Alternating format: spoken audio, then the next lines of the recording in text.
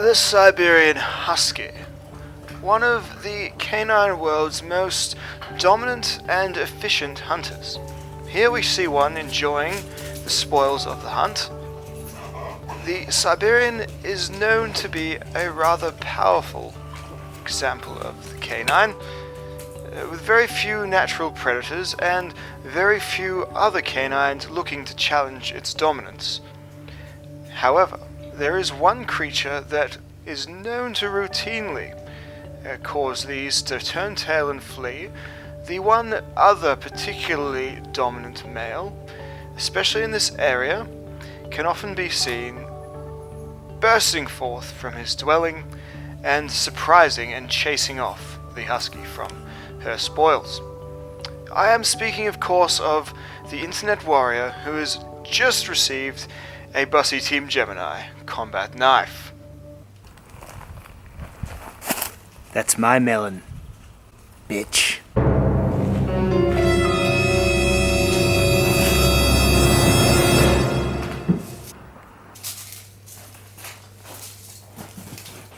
Hey gang, today we're doing a bit of field testing and reviewing of the Busse Team Gemini. So this is the large sort of survival type knife from Busse that I've had loaned to me. So we're out here in the mallee scrub, just having a bit of a dick around with it in the bush.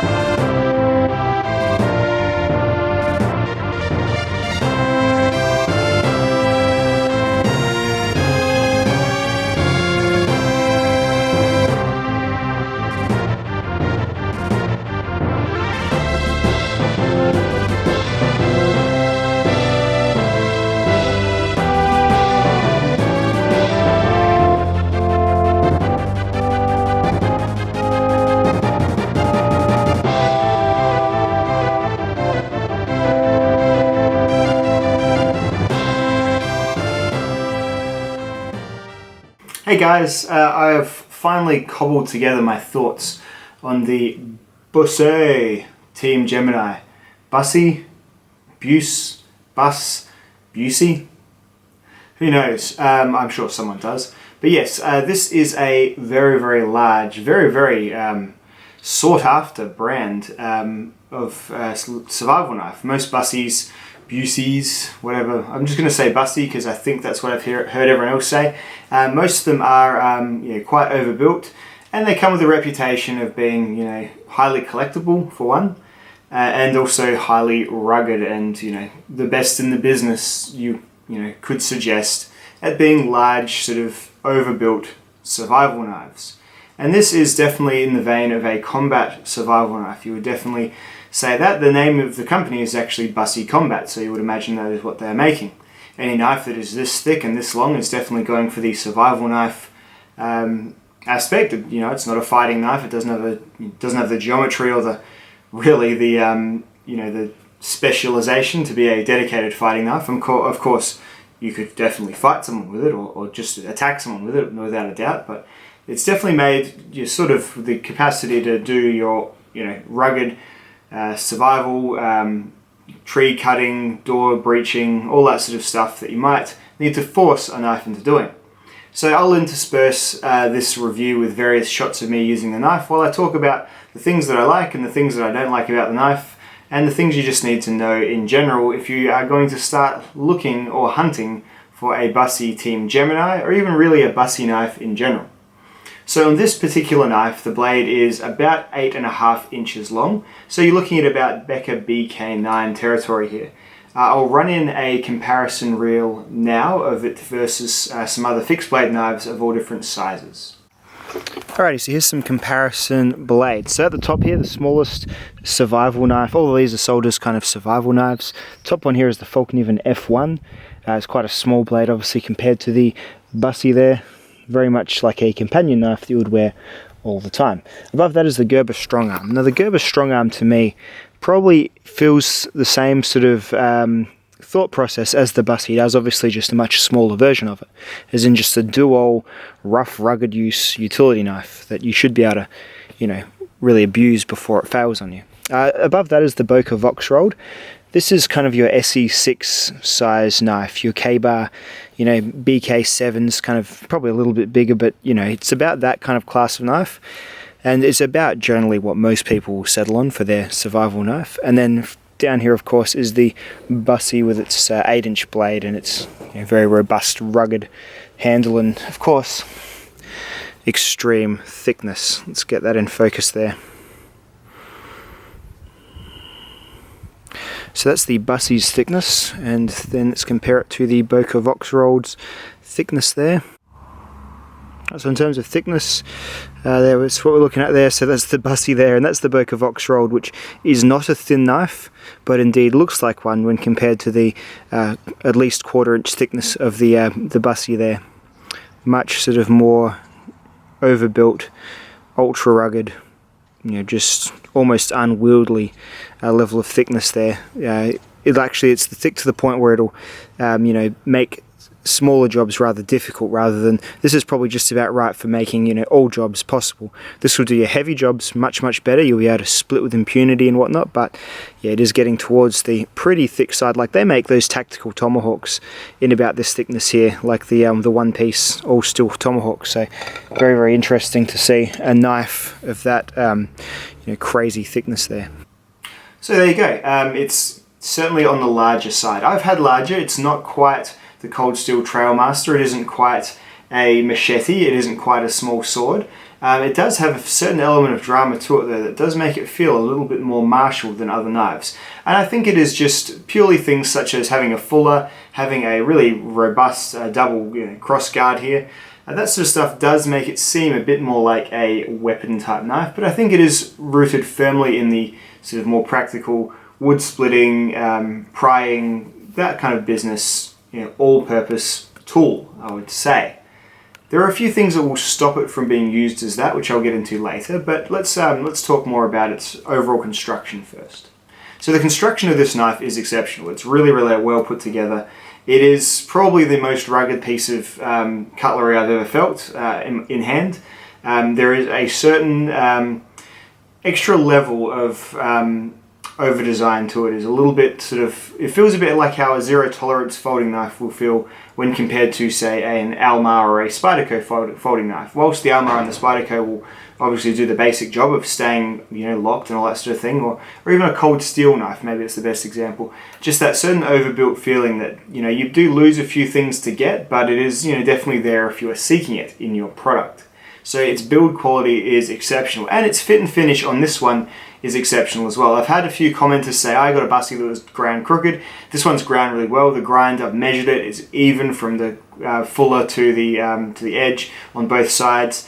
It's a saber grind, so it's kind of a lowish saber because obviously the fuller stops here, and then the actual, you know, grind towards the edge begins. So it's a lower saber, so yeah, not going to be the king of slicing, but it's definitely a durable and well ground, well put together knife that is very unlikely to fail on you. I'm sure you could fail it, but this one I would say is probably one of the least likely knives you could probably get going to fail on it. That's another interesting point I'll get to next, and I'll put this under the things that I do like about it. The steel is pretty decent for a survival knife. It's called Infi, and it is their proprietary recipe, and it is a very simple recipe. There isn't too much going on in Infi at all. It's probably got a lot of iron in it compared to a lot of other steels. The balance of iron would be higher than most others because there's a small amount of carbon and some other things just to get it into being a steel. Then it seems to be heat treated and hardened to a pretty decent degree where, you know, it'll cut rope a decent amount of times as seen in my test, but also really maintain a good finish, like a good stainlessness to it. A lot of fixed blade knives that are super tough are going to be made of things like 3V, which will tarnish fairly easily. This Infi does seem to resist stains fairly well. Better than most, I would suggest. Better than, you know, M4 and Vanitas 4 and 3V, 4V, the sort of steels you often see in the more extreme fixed blade knives. So yeah, I do like the steel.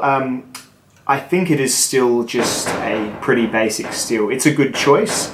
How much of it is marketing hubbub? I would say probably a little bit more than they would like us to think, because it's not like it cut. In my edge retention test, I couldn't get it to hold as long as 3V, albeit I didn't score it officially against 3V because I didn't put a 20-degree work sharp edge on it. It comes with a really fat grind. This is a knife that you don't want to really regrind unless you absolutely have to, because it's expensive. So I did it with its factory dimensions. I got the edge polished and really, really sharp again, like hair shaving, paper slicing sharp. But yes, couldn't compare it exactly, but it seems to hold at best about as long as a good tool steel like A2 or something similar to that.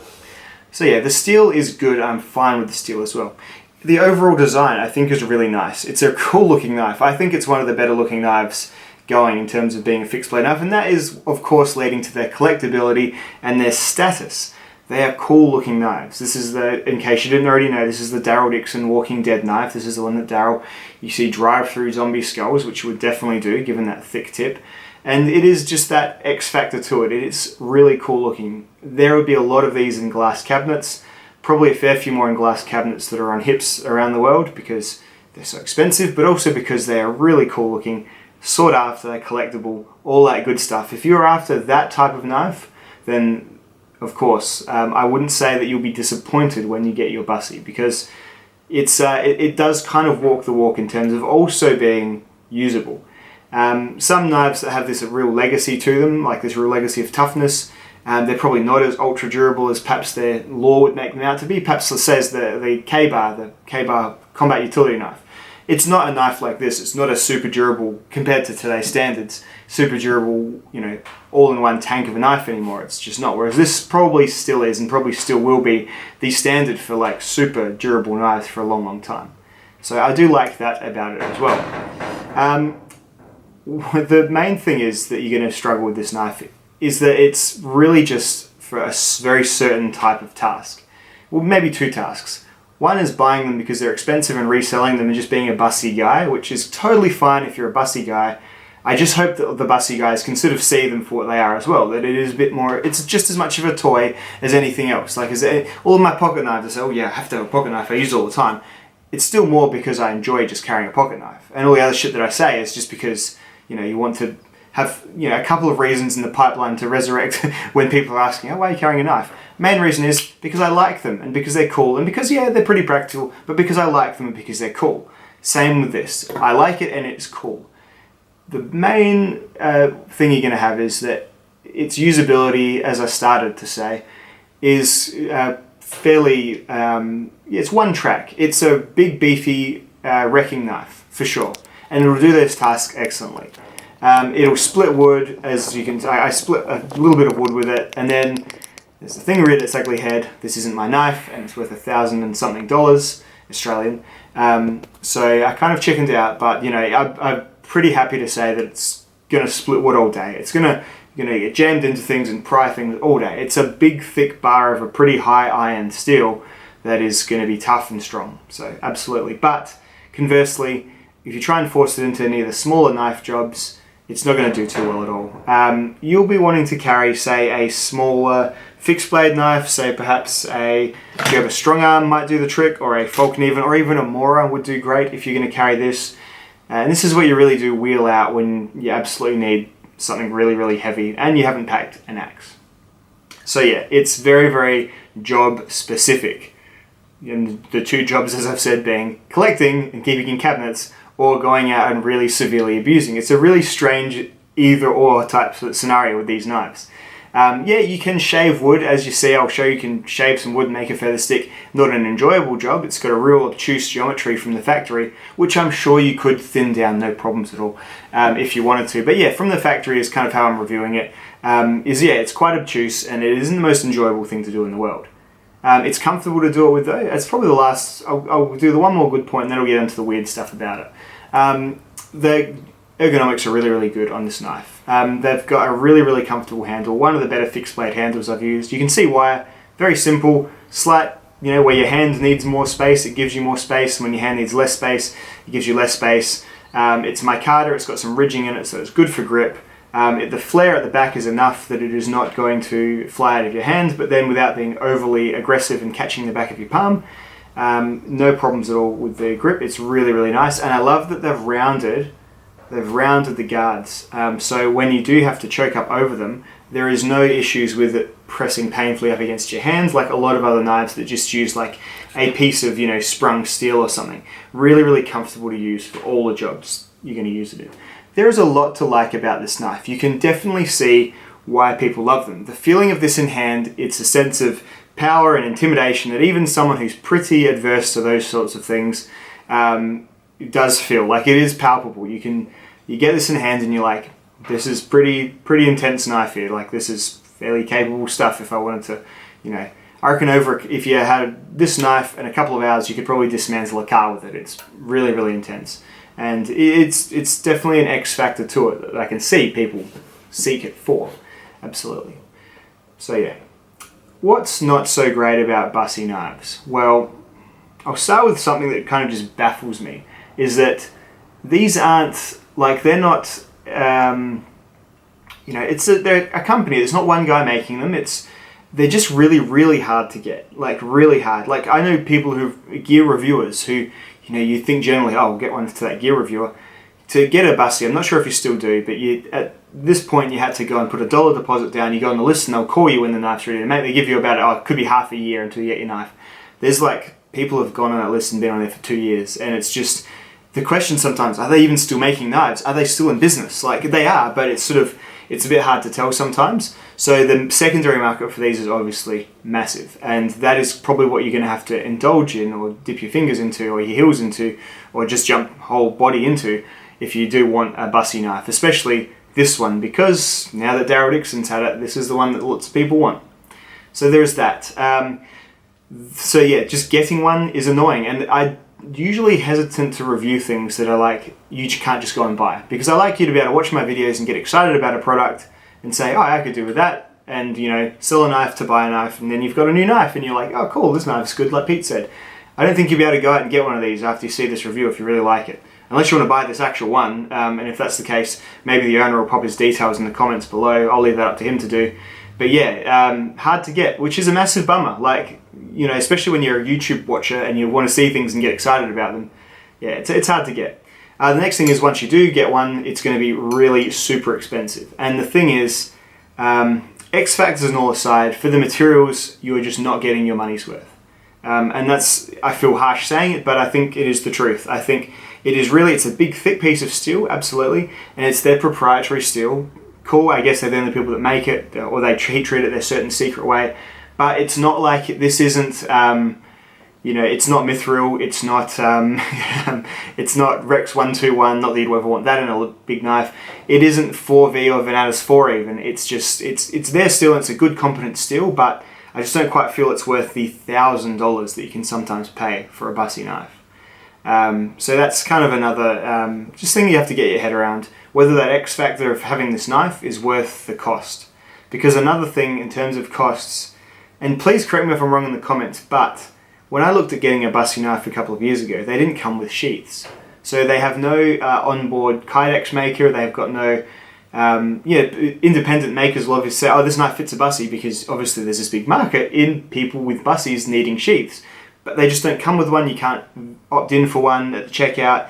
Very, very strange, so you kind of have to go and find your own. The owner of this knife has found one of these sheaths, which is like the Spec Ops large sheath, which is like the very generic US made, really good quality sheath, but it's generic, it doesn't hug the knife at all, it just goes into this plastic sleeve, and then Velcros over, and then, it mollies all into everything, all that good stuff. But yeah, so that's kind of probably going to be your cheapest option for a sheath. Otherwise, you're going to be looking at getting a Kydex maker to make you some big fancy Kydex sheath, or a leather maker to make you a big old fancy leather sheath. So, and if you're spending this much on a knife, you may as well be wanting to get a really nice sheath as well for it. So, anyway, that's just something that I can't quite fathom in this day and age. But there it is. It is what it is, and I guess that's the choice I've made. Again, I think I mentioned it already, but the grind of this knife comes almost axe-like. In fact, when I hold it up next to my Grantsford's outdoor axe, apart from the outdoor axe getting obviously much thicker, much quicker behind the edge, because it's an axe, the initial few millimeters are actually very, very similar. So I guess, and you can carve with an axe just like you can carve with this knife, but actually you'll find that the axe is actually more controllable because it's a smaller area to steer. This one, yeah, you'll be able to choke up and do some carving at this point.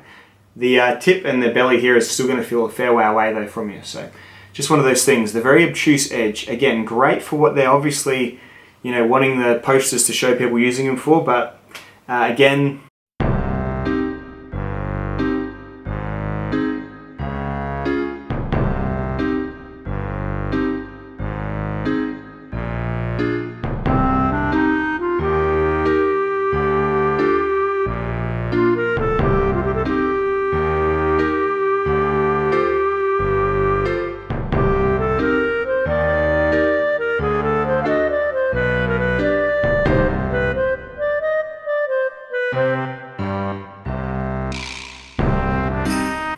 I would almost be liking them a little bit thinner, just being a bit more knife-like and not as axe-like from the factory. Again, a remedial problem, like something you can fix, remediable problem, fixable problem if you're a knife guy and you're happy to knock a zero or two off your Busse resale, then yeah, regrind it, whatever, go to town. But I'm reviewing this as a loaner from with the factory spec, and yeah, it's just a little bit too thick to be like an all-in-one knife. Whereas let's see, the other knives are actually all-in-one sort of knives. Like say the Becker BK9, it's clumsy, but it's an all-in-one knife.